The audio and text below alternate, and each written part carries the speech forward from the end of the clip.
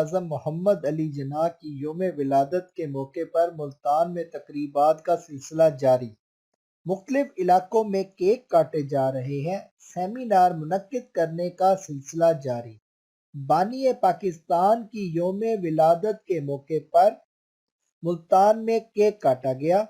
تقریب میں سینئر صحافی بھی موجود۔ قائد اعظم نے پاکستان کے لیے بے پناہ قربانیاں دی ہیں، جنہیں ہمیشہ یاد رکھا جائے گا۔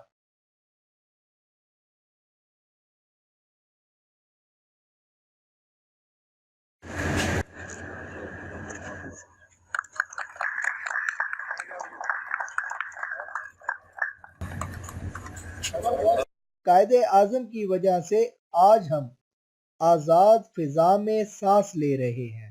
قائد اعظم کی خدمات کو ہمیشہ یاد رکھا جائے۔